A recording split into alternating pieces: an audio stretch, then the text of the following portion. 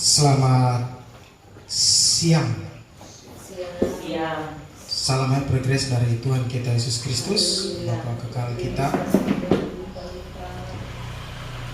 Pada siang hari ini saya dapat tugas untuk membawakan materi pelajaran untuk kita belajar bersama-sama, yang saya bawa dengan judul penerapan iman, tapi lebih ke spesifik di kehidupan kita sehari-hari, terlebih tentang keadilan. Ya, tentang keadilan.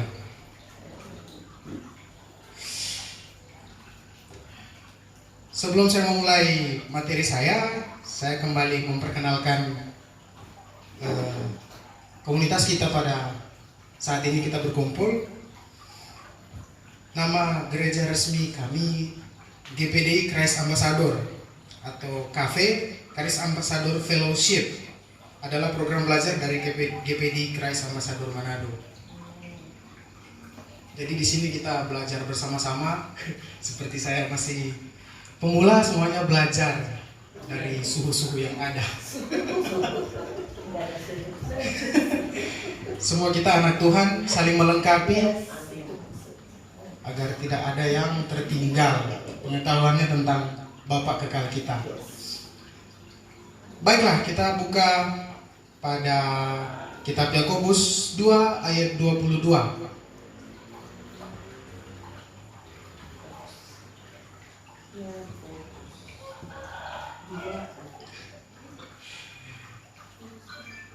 Kita baca bersama-sama. Sudah dapat semua? Yakobus 2 ayat 22.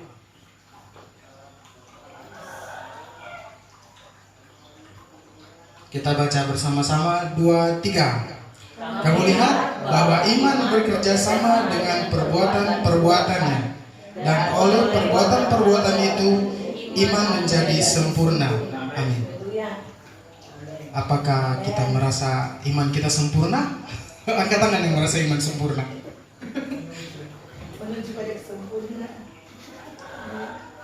Nah, ini tentang iman yang melekat dengan perbuatan-perbuatan kita.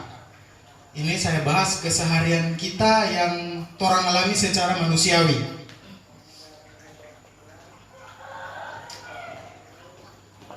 Kita sebagai orang Kristen dipercaya sebagai orang beriman, betul tidak?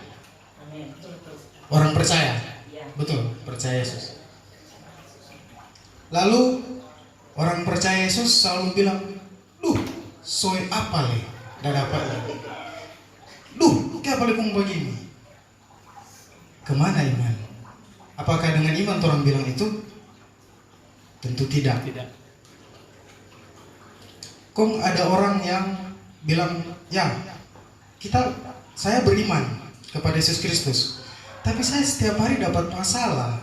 Siapa sih di antara orang yang tidak pernah dapat masalah? Ada? Semua orang pasti dapat masalah.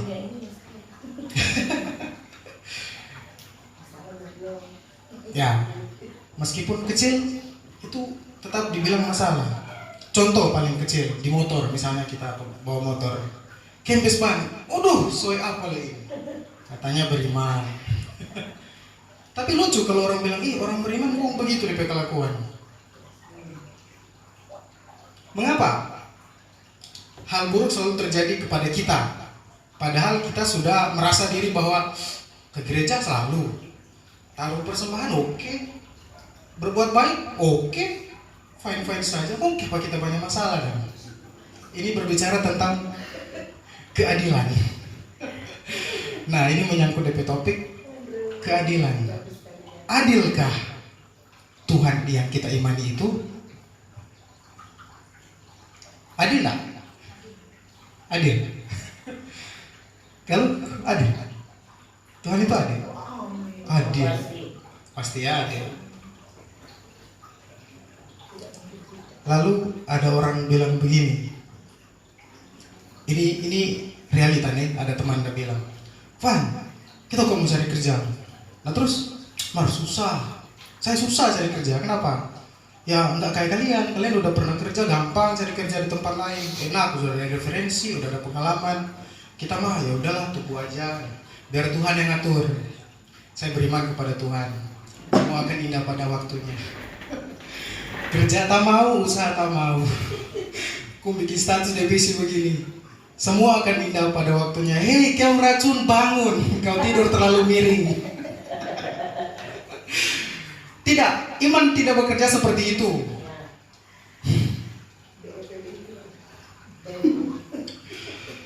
Lalu kita merasa orang beriman selalu berharap begini. Ketika saya dapat masalah, jika saya berdoa, pasti Yesus kabulkan. Betul tidak? Atau ada yang berdoa, oh Yesus tak mesti kabul, yang penting berdoa aja. Nah mungkin. Tetap kita berharap akan dikabulkan doa kita. Ya. Tapi keadilan yang ada di pihak kita dari dunia ini berbeda dengan yang dari atas. Misalnya,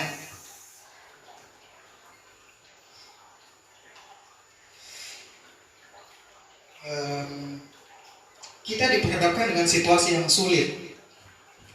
Misalnya kepepet mau pergi kerja, kung hari pertama bawa motor, picaban, odo, nih mikro jo, nak bawa doi, karena tahu bawa motor. Ya, kung bagaimana? Dapat pecat, nggak dapat terima karena baru hari pertama terlambat. Berjalan-berjalan dalam diri, apa le tadi? Kok sial sekali hari ini? Ada apa? Saya punya masalah apa ya kemarin ya? Mimpi apa saya semalam? Apakah Tuhan tidak adil? Tuhan, kenapa kau jadi begini? Tuhan yang disalahkan, Yesus yang disalahkan. Atau bukan disalahkan, lebih tepatnya ditanya, Tuhan kok bisa begini? Apa salah saya? Apakah Yesus yang kita imani ini suka melihat kita menderita? Katanya setiap orang beriman, jika berdoa pasti akan dikabulkan. Amin.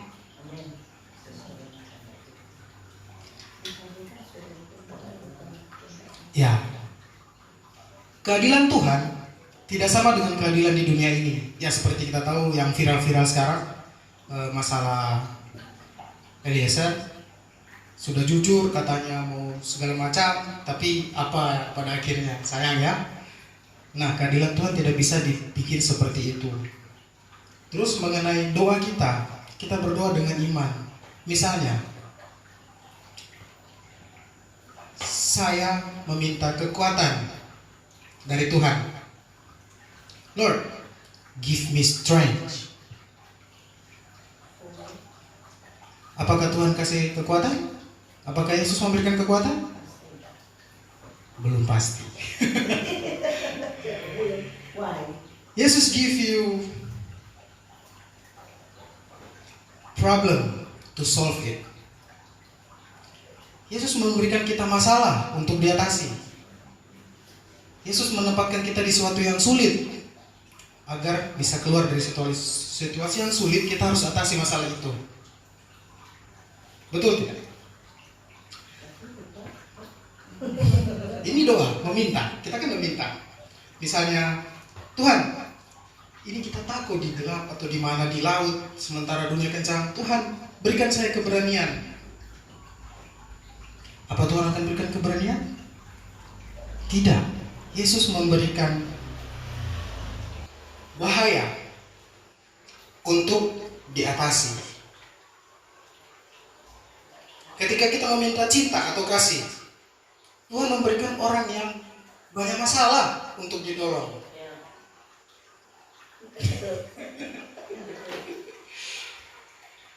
Ketika kita meminta kebijaksanaan, Tuhan memberikan kita masalah untuk diselesaikan. Tuhan menjawab doa kita? Ya, bukan dengan cara yang Tuhan berikan saya kekuatan dapat cakra, jadi kuat. No. Yesus mendidik kita. Doa kita minta A, tapi Yesus punya plan A yang lebih great dari trompe A. Dia tidak ada plan B. Dia punya rencana tersendiri untuk kita, tidak sesuai yang kita harapkan. Jadi apapun masalah yang kita hadapi di dunia ini, jika kita memiliki iman yang tertuju kepada batu penjuru yaitu Yesus Kristus, kita akan memahami masalah apa yang kita hadapi pada saat ini. Segala sesuatu di sini punya iman ya, Pastor ya. Di luar Yesus ada banyak iman yang orang percaya. Contohnya di kampung saya, Sanger, mengimani bahwa di alam liar ada yang lain di luar kuasa Yesus. Jadi ujilah iman-iman tersebut. Tidak semua iman sama. Nah, adilkah Yesus? Mengenai Torah P2 tadi, kita minta segala sesuatu, minta kekuatan, Tuhan kasih masalah untuk diatasi supaya Torah kuat. Berarti di tujuan mendidik kita. Dua terjawab. Untuk segala sesuatu masalah yang kita hadapi, bisakah kita meminta pertanggungjawaban dari Yesus itu sendiri?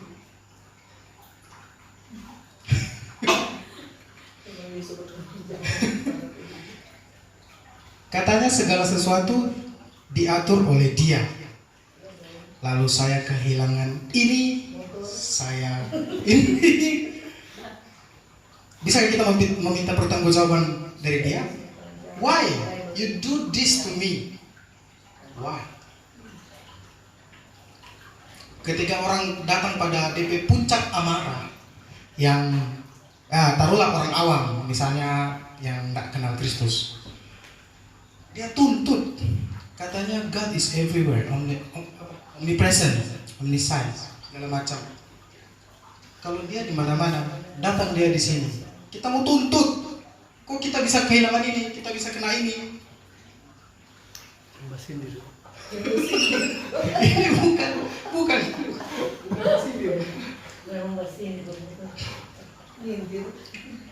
Masih modal Pak. Katanya Tuhan itu sumber keadilan, Yesus itu sumber keadilan. Kita buka di Ibrani 12 ayat 5.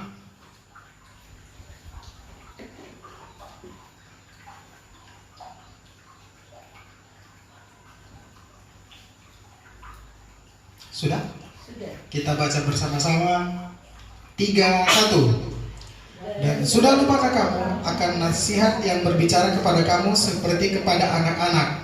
Hai anakku, janganlah anggap enteng didikan Tuhan, dan janganlah putus asa apabila engkau diperingatkannya. Lanjut ayat 7.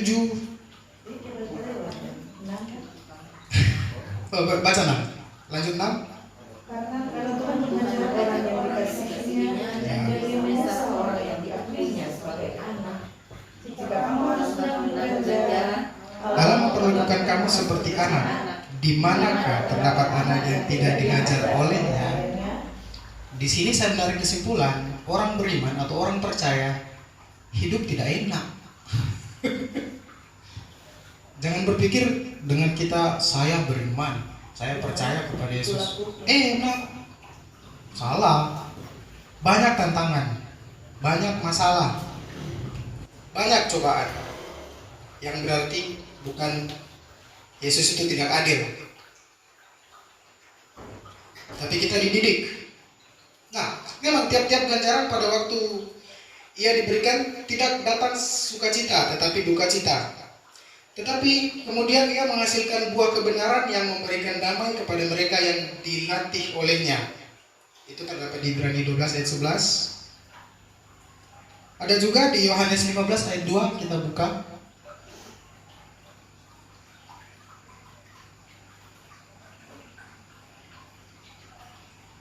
Kita baca bersama 2, 3. Setiap ranting padaku yang tidak berbuah dipotongnya, dan setiap ranting yang berbuah dibersihkannya supaya lebih banyak berbuah. Semua proses yang Yesus berikan adalah agar Anda menghasilkan lebih banyak. Apa hasilnya? Buah-buah roh seperti yang tertulis di Galatia 5 ayat 22 sampai 23. Buah-buah roh kebenaran seperti ketekunan, iman dan pengharapan. Yang kita pelajari tadi tentang iman. Jadi iman yang kita pelajari bukan sederhana, tidak sederhana kita mendapatkannya. Kita dilatih, dididik, diasah, dihajar bahkan, agar supaya kita betul-betul beriman, bukan iman asal semua akan indah pada waktunya. Ada jalannya, ada caranya, ada rancangan Yesus, ada rancangannya.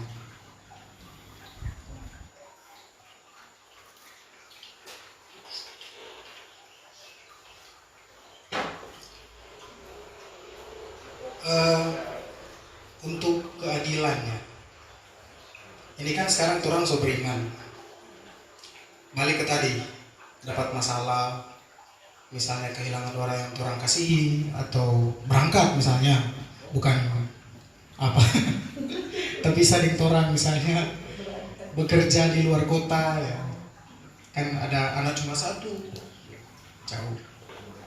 Banyak orang berpikir keadilan adalah ketika seorang menerima apa yang dia pantas dapatkan. Ada juga yang mendefinisikan adil sebagai mendapat sesuatu yang sama rata untuk semua orang. Namun apakah definisi itu cukup untuk adil? Tidak. Contoh, saya punya anak dua, satu umur 6 tahun, satu umur 12 tahun. Contoh, kan berbagi adil toh, sama. Saya kasih 2 ekor ayam, sama. Kira-kira adil nggak? Satu 12 tahun, satu 6 tahun. Dikasih 2 potong ayam goreng, masing-masing satu, ya. Ayam goreng untuk dimakan ya, untuk dimakan, sorry. Adil nggak? Satu 6 tahun, satu 12 tahun. Kasih masing-masing satu potong ayam goreng. Adil tidak? Ya, tidak bisa makan. Jadi keadilan dari surga itu tidak sama seperti keadilan yang ada di dunia ini. Atau bayangkan, kita semua umur sama, adil toh? Kerja sama, kantoran. Nah terus yang jadi petani siapa? Kamu mau makan beras bagaimana?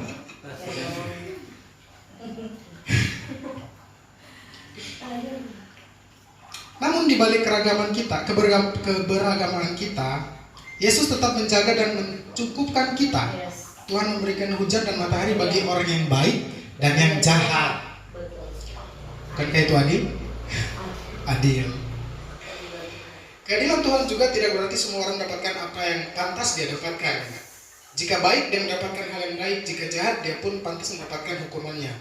Jika diukur seperti itu, bukankah seharusnya kita pantas dihukum dan tidak punya kesempatan untuk hidup yang kekal? Ya. Begitupun kita akan terapkan ke kehidupan kita sehari-hari. No judgment, another from your imagination. Yang artinya dilarang menarikan sapi.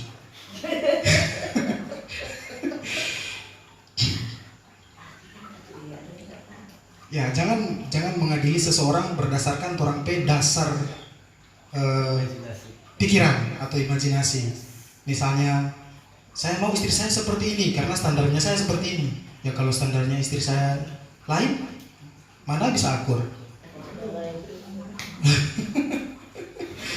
Kan serta berkelahi bilang, oh ini didikan. Padahal balik lagi tentang keadilan. Tuhan yang adil dan juga penuh belas kasihan mengambil hukuman yang pantas kita terima itu. Ia datang ke dunia mati di atas kayu salib untuk menebus dosa manusia. Apakah itu adil? Semua manusia berdosa, ditanggung dia sendiri. Adil tidak? Katanya Yesus adil. Adil untuk dirinya. Jadi bagi kita orang yang percaya, yang beriman, mari kita berpikir menggambar diri kita atau berlaku seperti halnya apa yang kita imani atau kita percaya, yaitu Tuhan kita Yesus Kristus.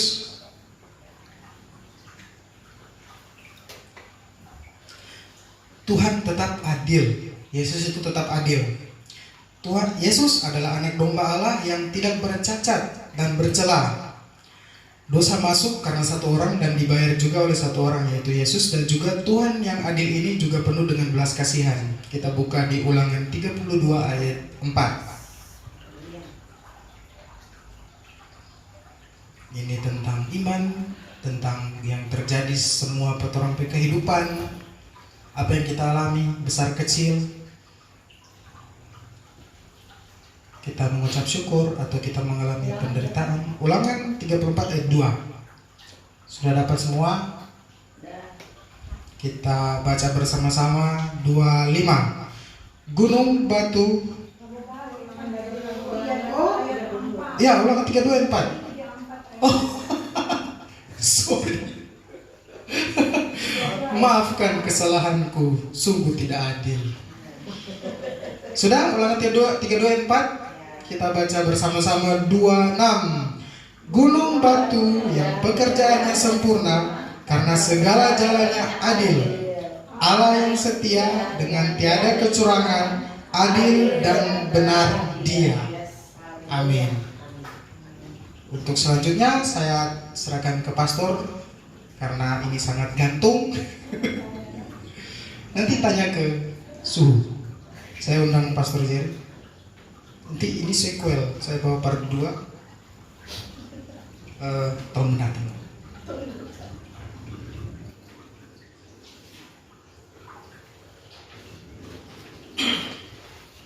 Iya, implementasi iman, penerapan iman.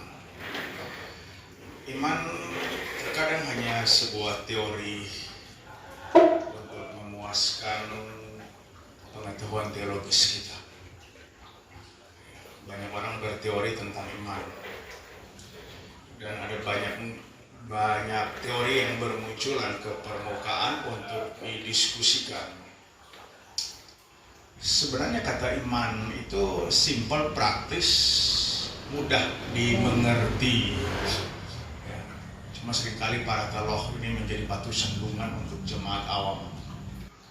Mereka beruji pandai, teken pinter, dan mereka membuat definisi-definisi yang membingungkan. Ya. Iman, Alkitab mengatakan iman tanpa perbuatan adalah mati. Sebab definisi iman biblikal itu tidak mungkin tanpa perbuatan. Jadi, kalau orang Kristen bicara iman, include perbuatan. Coba kalau orang perhatikan, jadi tadi dijelaskan singkat padat ya, terang benderang ya. Ini pukulan dari Sanger, ya, luar biasa. Semakin baik ya Ivan, terus belajar, jangan berhenti belajar. Ketika Yesus merasakan ada tarikan kuasa, dia melihat ke belakang, menoleh, kemudian dia memberikan komentar, ada kuasa yang keluar. Ya. Siapa menarik kuasa yang keluar itu? Ya. Ada perempuan yang sudah belasan tahun, 12 tahunnya pendarahan. Dia sudah menghabiskan banyak biaya untuk mengobati pendarahannya, tetapi nyanda kelar. Lalu dia dengar ada Yesus Kristus, Sang Tabib Agung, dia sanggup menyembuhkan, tidak perlu biaya. Ya. Dan memang kalau namanya sakit, kok nyanda perlu biaya, dorang bakurebe datang. Kan begitu toh? Apalagi itu orang-orang Manado, didengar di mana ada gratis, di situ dong. Rupa bivi dong. Ya. Dan dia bertindak datang, dia curi-curi mencari kesempatan, dan akhirnya dia dalam pikirannya, asal ku jamah saja jubahnya, aku pasti sembuh. Iman selalu bicara pasti, bukan insya Allah. Iman Kristen selalu pasti. Dan dia bertindak. Karena iman inilah yang membuat dia bertindak.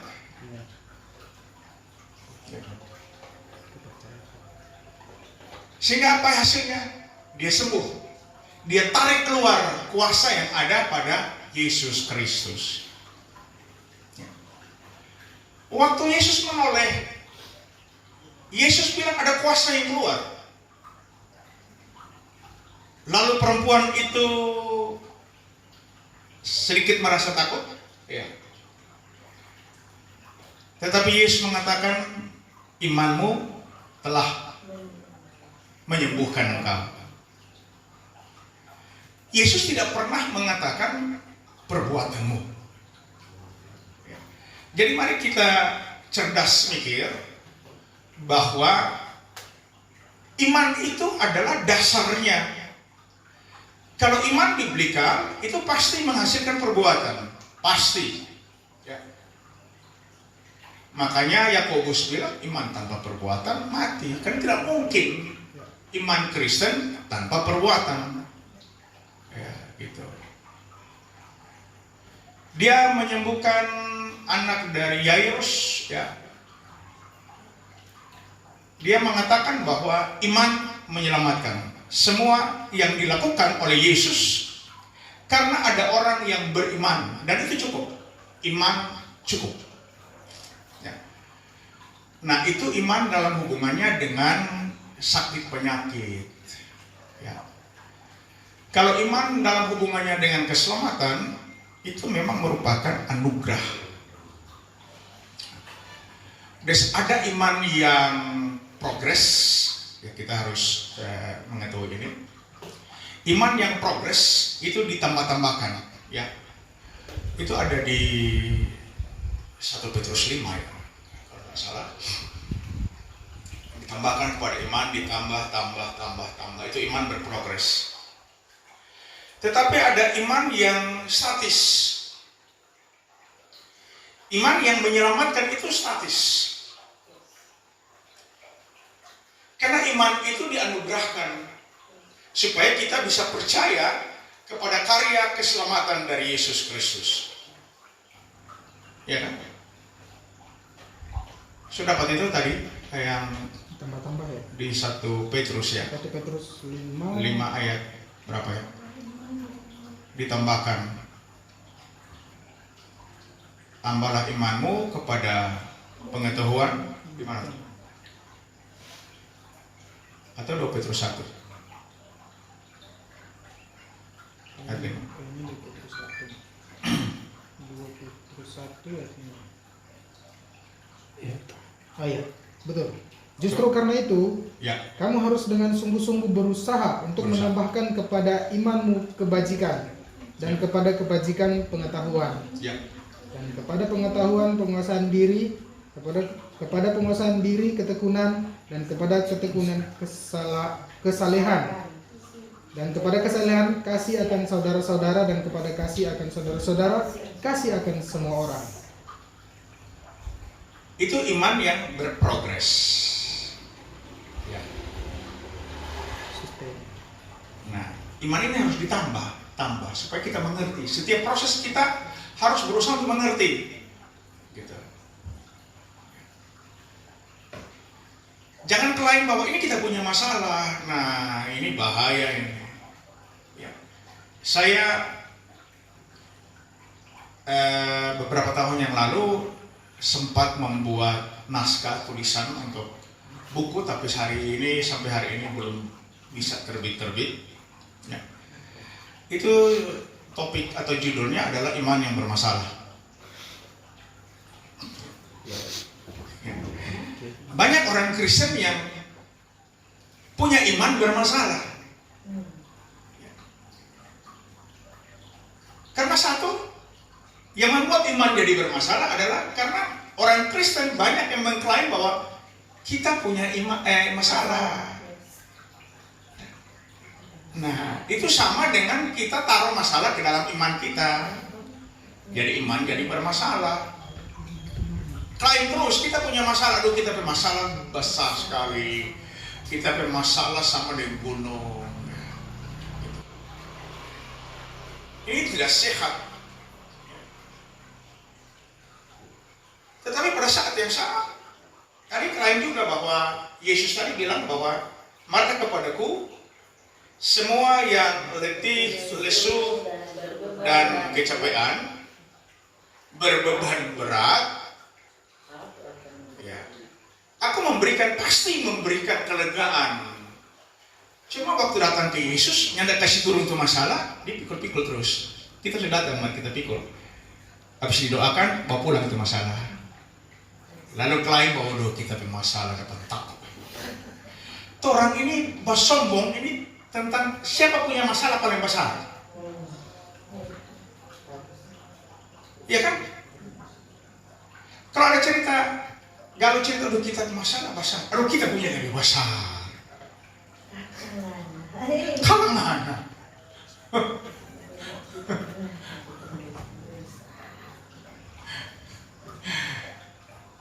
Jiwan punya masalah, ya yang orang tahu ada di rumah sakit.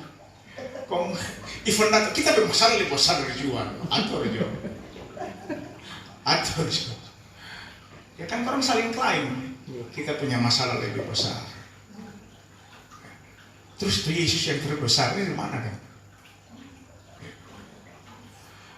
Jadi semoga kita dapat memahami kebenaran ini.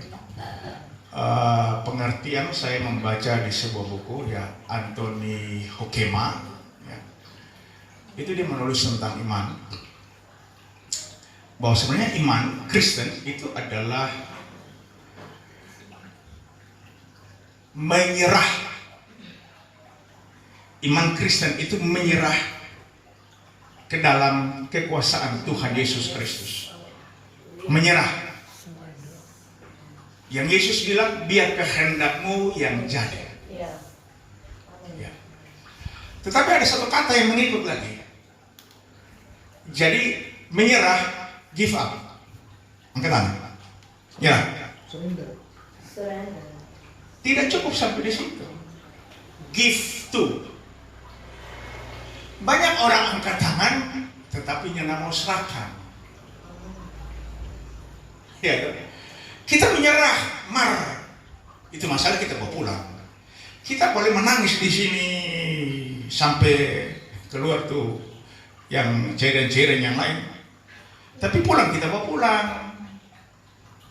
Sudah menyerah, tapi tidak mau menyerahkan. Ya. Nah, ini kata iman yang sesungguhnya. Jadi, kalau kita memeriksa sedikit tentang etimologisnya, ya, ada dua kata yang seringkali orang pakai bergantian, yang orang ketika gunakan orang bingung sendiri. Iman dan percaya. Pasti tahu toh? Apa beda iman dan percaya? Ya.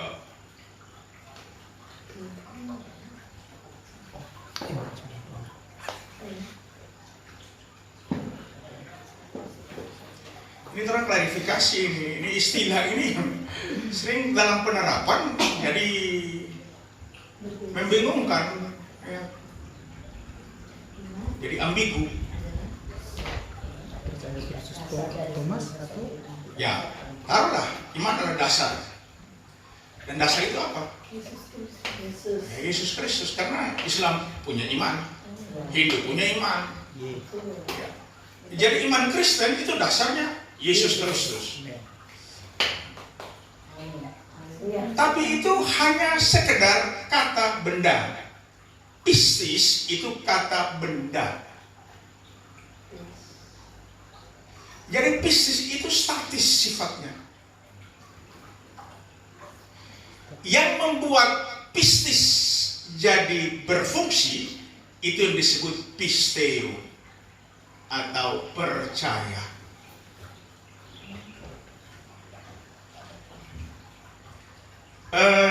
Saya senang dengar apa yang paling sering diucapkan oleh orang ibu rohani.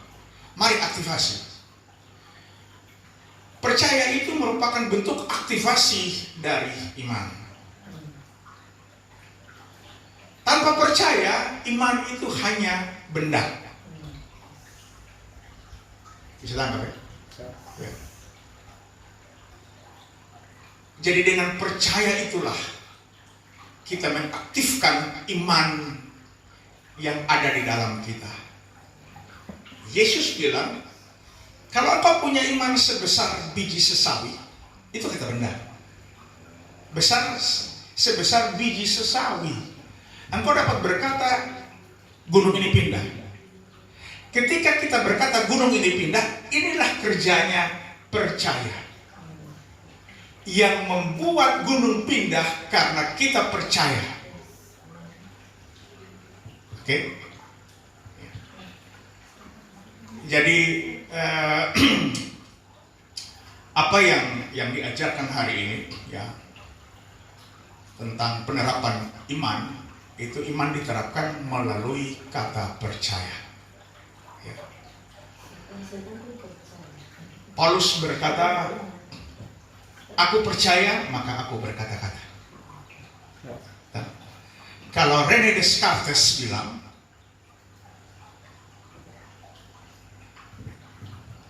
pernah dengar ini filsuf ya. René Descartes, dia bilang, aku berpikir maka aku ada ya. Aku berpikir maka aku ada. Kalau menurut kita, berdasarkan pemahaman kebenaran Kristus, aku ada maka aku berpikir. Kita ada dulu baru bisa berpikir. Tapi filsuf bilang begitu. Lalu kita tulis di Facebook, yang kita terima adalah umpatan. Anda rupa pandai-pandai juga, Anda rupa filsuf juga. Itu kan kebenaran.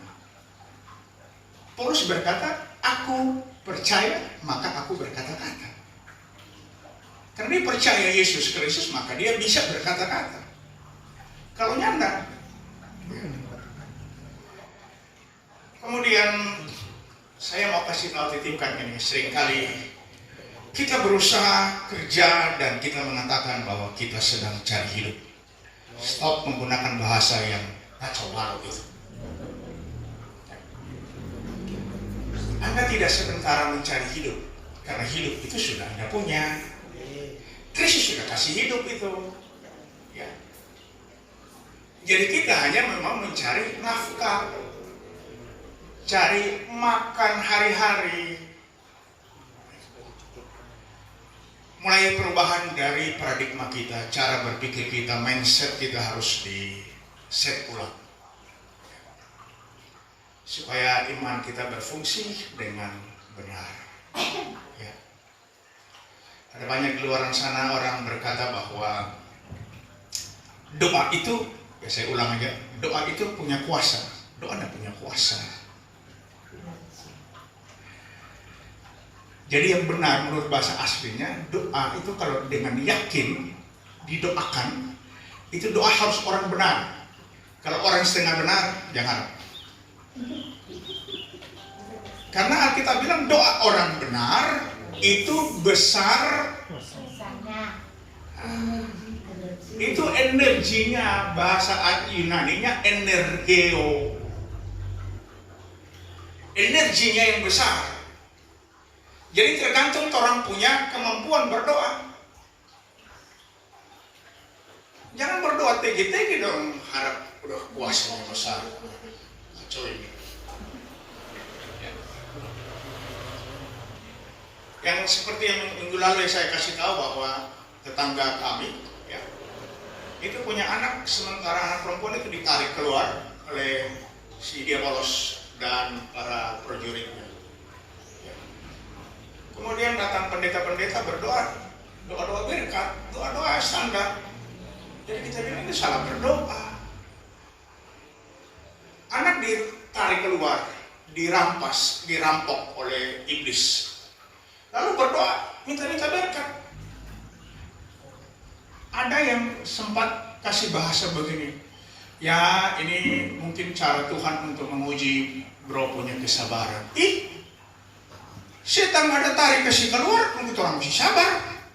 Nah, ini pendeta ini bercerita bagaimana ini? Itu harusnya kerahkan Kopassus untuk rampas dia. Itu doa tempur, nggak bisa doa berkat. Itu energi doa tuh harus memang diterapkan. Nggak bisa doa santai-santai, ini doa tempur ini. Jadi kita telah diberikan kuasa untuk menginjak ular dan kalajengking. Cuma seringkali itu orang malas menggunakan kuasa itu. Iman hanya sekedar prong, tidak teraktivasi. Ya. Terus hari ini kita diajarkan atau diingat-ingatkan terus untuk aktifkan itu iman. Bagaimana caranya? Kita harus percaya. Mengaktifkan itu dengan percaya. Karena percaya membuat iman itu bekerja maksimal. Ya. Iman bukan kacang-kacang, ya, bukan sekedar prong. Oke, kalau ada yang mau bertanya atau nanti sebentar kita ada perjamuan Yesus Kristus. Kita persiapkan pikiran dan seluruh kehidupan kita. Kita telah dikuduskan sekali untuk selama-lamanya. Kita akan mengambil bagian dalam pecahan tubuh dan darah Yesus, tumpahan darah Yesus. Itu untuk memperingati penderitaan Kristus yang memuncak, yang sempurna bagi kita. Sehingga setiap kali kita makan dan minum tubuh dan darah Kristus yang tercabik-cabik, kita ingat akan penderitaan yang sempurna. Tetapi kita ingat juga bahwa keselamatan itu sempurna, pengampunan itu sempurna. Ya. Kita diselamatkan sekali untuk selama-lamanya. Kita diampuni sekali untuk selama-lamanya. Kita dikuduskan sekali untuk selama-lamanya. Karena setiap pengampunan dosa itu harus ada tumpahan darah. Jadi berhentilah minta ampun dosa. Saya katakan karena kebenaran firman. Berhentilah kita minta ampun dosa. Karena kita sudah diampuni sekali untuk selama-lamanya. Yang perlu kita lakukan adalah mengakui kesalahan kita. Ya. Tak salah bicara, tak salah berveto, tak salah bikin A, B, C. Kita datang hampiri tahta kasih karunia dan kita katakan, Bapa, pulihkan keadaan. Aku telah bersalah. Ya. Dan hari ini kita akan kembali mengingat-ingat pengorbanan Kristus yang sudah sempurna bagi saya dan saudara.